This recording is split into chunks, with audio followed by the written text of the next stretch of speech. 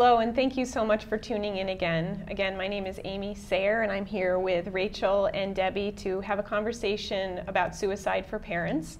And we're going to start this section talking about mental wellness, because it's all about taking good care of your body and your mind, and helping kids to fill their toolbox with ideas and ways and strategies to help them feel better when they're feeling either anxious or depressed or just not mentally well for whatever reason. And that's not putting a patch on a negative situation. That's really helping them to understand how to cope and get beyond what they might be going through at that moment and get to the other side of it, and really have a sense of their own bodies and what works for them as far as not having those feelings of anxiety, and also knowing who they can reach out to as far as trusted adults. So if we can talk a little more today and now about mental wellness and what some of those tools might be for a kid who might be struggling with either depression or anxiety.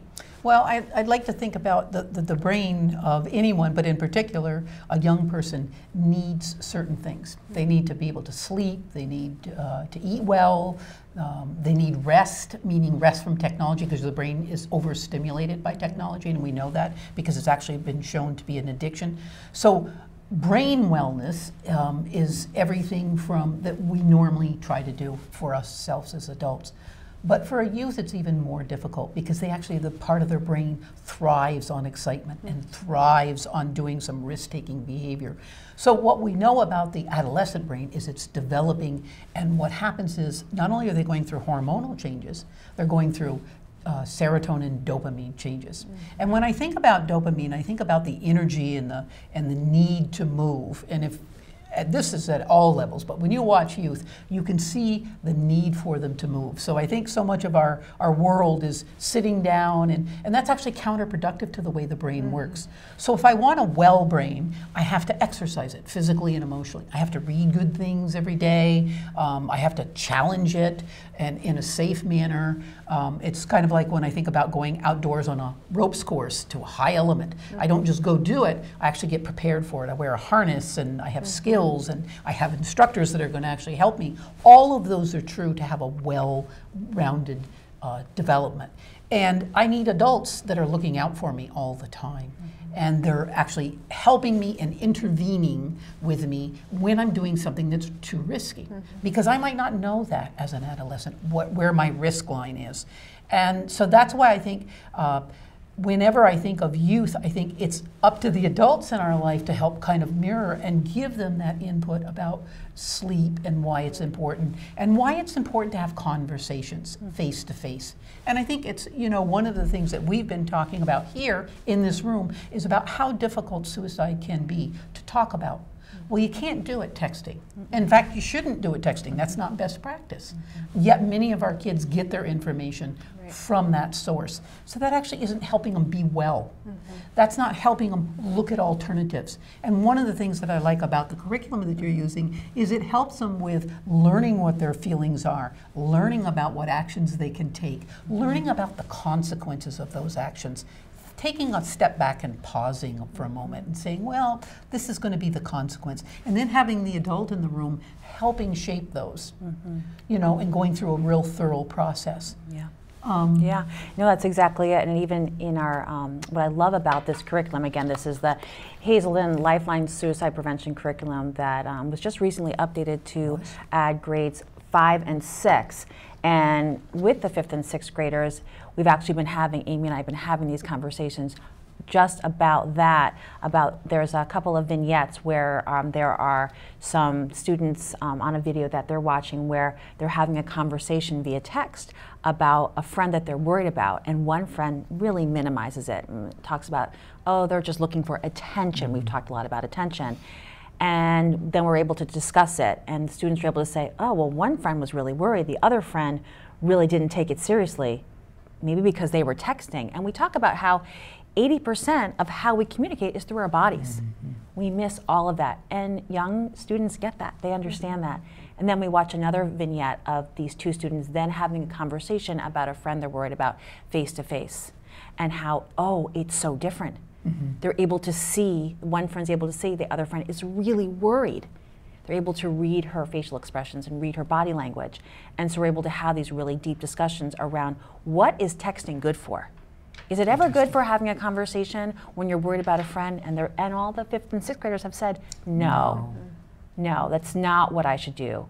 What I should do is reach out. I should reach out to that friend and say, hey, are you okay? And then talk about these steps. And if you're not comfortable reaching out to the friend, what do you do? And they all say, I talk to my trusted adult about my friend that I'm worried about.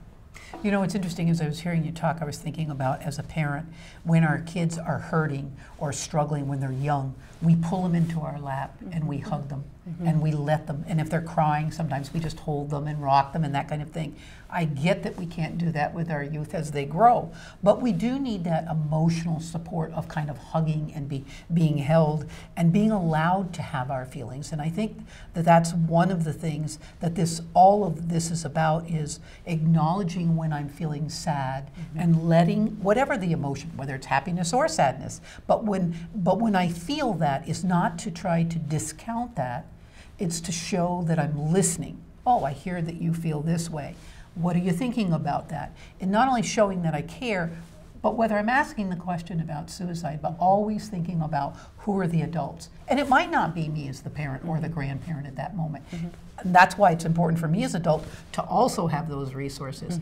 Who else can I talk to? Is it calling the school and saying, look, my child's having a difficult time, or what are you seeing at school? Because we're a team, and I think sometimes we think we're alone.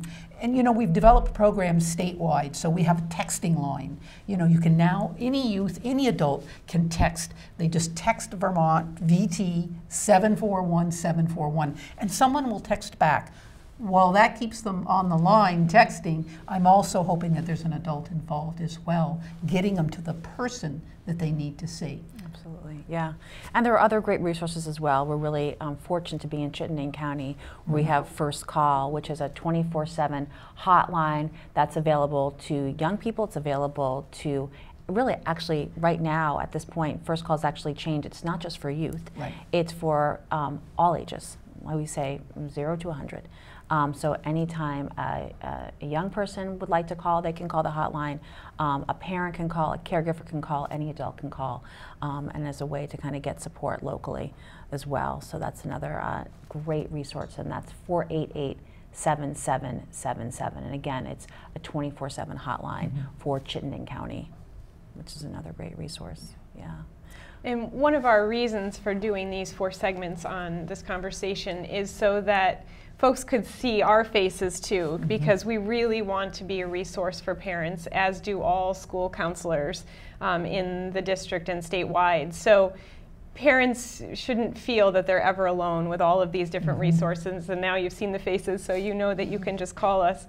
And I'm sure Center for Health and Learning too. You could call the center directly and find resources within your own community. Would be another important way to reach out. So if we had to summarize our whole really rich conversation that we've been having here, could you narrow in on like 3 main points for parents so that they understand that these are sort of the 3 main takeaway points that they should really sort of keep in their own box of tools for this important topic? I think the first thing is to not ignore anything that's going on with your youth. No matter what it is, and it may seem insignificant at the time, but to have that conversation with another caring adult, whether that be your partner or somebody here at school, and check it out and see what other people are also seeing. I think the other thing is sometimes, because we are afraid, whether it's suicide or other issues, we don't want to ask the question. So I think the second thing I would really encourage everyone to do is really listen and see the behavior that this person is displaying, of whatever age, not just youth, but whatever age. What's going on? Events certainly can spur depression, but it can also be chemical, and it may be much more than this person can handle. And then the last thing is making sure they're safe. Is always never leave someone alone that you're concerned about. always make sure that you get them to the next level. And that's hard to do sometimes because, you know, if you're in a school and it's a Friday afternoon, but that's what the numbers are for, you know, is really reaching out to calling the 211 number, or a 911 number if you think someone is suicidal and you need the police there, is to really take it seriously. Always take it seriously. And whether someone gets mad at you or not, that's okay. It's better to have someone mad at you and do the right thing.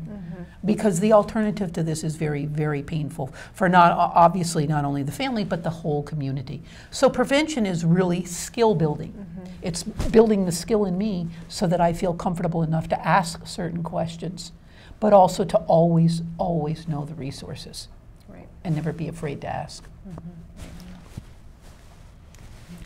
Well, thank you both so much. I really appreciate your time today, and you've traveled from a ways to be here. We really, really appreciate that while it's blowing snow around outside. Really, really appreciate it, and hope that parents will reach out to us with any questions that you might have. You can learn more about our curriculum that we're doing in school, or just have a one-on-one conversation with either Rachel or I, or your school counselor in your school.